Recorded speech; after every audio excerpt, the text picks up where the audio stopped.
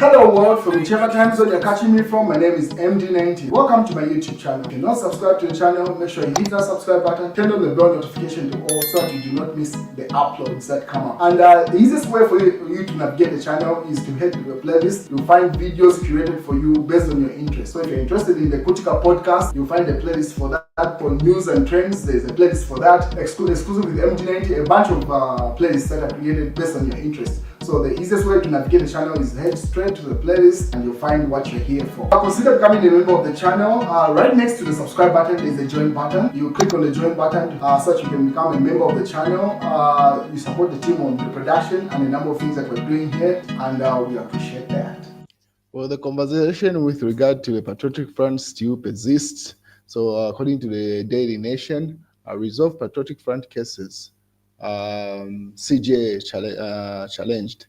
So State Counsel Sakwiba Scotta tells Dr. Mulila to emulate his predecessor, Matthew Ngulube, who stepped in to resolve urgent and complex judicial matters, says the Patriotic Front matters have been dragging in the courts for the last 2 years without being heard. So it seems like the conversation with regard to the court cases involving the Patriotic Front, that is Mao Sampa, Edgar Chagwa and Chalinga's versions of the Patriotic Front, have not been making any progress. So he urges to say, step in and have those issues resolved, because the elections are literally around the corner for the 2026 general elections. So that's the advice coming from Sakwiba Scotta there. And then Esther Lungu is back in the country. As you may be aware, probably she was at the bedside with the former head of state who's gone for medical review. The country is yet not known, so it doesn't been communicated into the rest of the nation. But there's been speculation to say he's been in South Africa. So probably that's where she was returning from. So the Patriotic Front showed the images to say a number of Patriotic Front supporters and former ministers went to receive her. And then they are not allowed to wait for her in the VIP section. Say earlier today, they were told to leave the airport VIP and could be in the same airport with visiting France minister. The former First Lady returned back in the country in order to appear in the magistrate's court today, 26th February 2025 in Lusaka. So it seems like her return is simply to attend to the court cases that she has, and one of them is in the magistrate court. So she'll be there in a couple of hours, and that's why she's back in the country. So there you can see Professor Ngandu receiving her, and then amongst there you can see, is it Godfrida Smahili in the background there, smiling with a policeman there at the VIP section where they are receiving the former First Lady. And some members of the parliament also embracing her as she returned in the country. She gets ready to appear before court in a couple of hours. But the news that has hit the wave is this one, where Mwanawasa and Magande were offered $25 million to remove windfall tax. They refused. So this is the news that has just hit the wave to say, you can see how 7 people are very patriotic to the nation, where the former head of state, the late now Mwanawasa, and finance minister at the time, Magande, were offered $25 million for them to remove our windfall tax, and to which they refused. So George Mutonga, this is the UPND supporter based in the US, he says there are deals in the background. So if you remember, it should have been like 3 days ago or less, where there was a conversation with regard to the tax on the emeralds, to say tax was removed. Government argues to say that tax was just less than a year, and it was just removed because local miners had appealed to government to say to make them selling on the international market and competitive.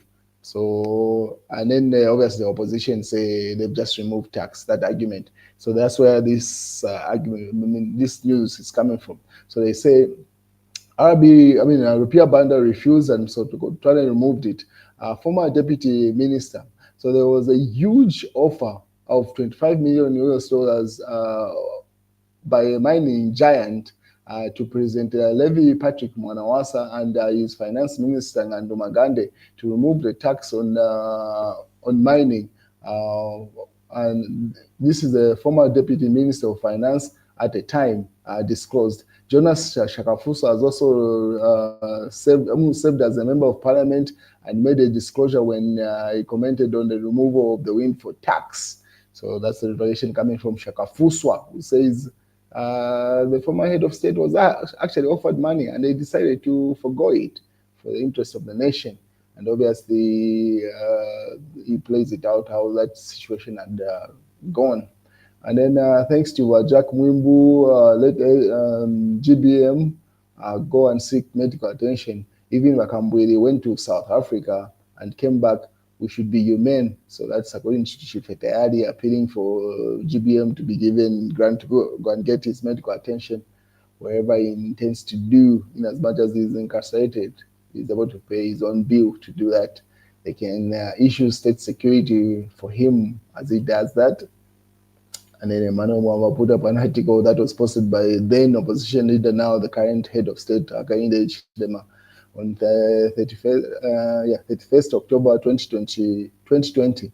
What will happen over the next 5 years in Zambia will be the greatest economic turnaround in Africa's history. Time for change in the build-up. So Emmanuel Mwamba posted that article saying, he said he will conduct the greatest turnaround for any economy in Africa's history in the next 5 years, Emmanuel Mwamba wrote. So it's been 4 years since he took over, and what we have is a disaster. What happened to his promise? So you can see there, politics are playing there. It's time for elections. Everyone is jumping at each other. In terms of democracy, we are supermodel. We are a supermodel. Even America can learn something from us in Zambia. So he says, according to how we are conducting democracy in Zambia, we are pretty much on a pedestal that can be emulated globally. That's according to government's chief spokesperson, Cornelia Smoto there. President Hakainde Hichilema, another article has been put up. This should have been on Twitter, which was posted on 10th August 2021. The internet has given people a platform to speak up, communicate, and be informed. It has enhanced the power of the people.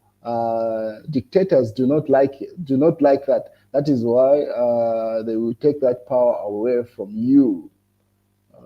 According to that particular news, and then people are just jumping to say now it seems putting up on social media is a menace. It will be addressed in a stronger way. Hakainde Hichilema there. So they say it doesn't mean causeway. Obviously, they are saying the same platforms that are inclined to the government, where they allowed to push propaganda and not being arrested by what is admins of other platforms for the opposition are being arrested. Pretty much politics there at play. Fred Membe weighs in also. He says Hakainde Hichilema are very selfish. He wants to stop others or sparring Koswe, Watchdog, and they say so. Those are some of the platforms that have said Zambia Watchdog and Koswe, which are alleged to be run from State House, according to that particular article and speculation in the media to say why are they attending to other pages and not looking at Koswe and Watchdog, who push the exact narrative, but just in favor with the government. We are not to blame. Mwanawasa refuses to accept UPND as messed up. So Mwanawasa simply says no, they are not to blame for the current state of affairs in the nation. Or is small-scale miners' licenses revoked as in the real times. Zambia, Egypt agreed to advance development as in the Daily Mail. And then government turns to Dangote for cheaper fuel, despite hiring new suppliers. So that's in the news diggers. And that's the news, ladies and gentlemen. Have a good day.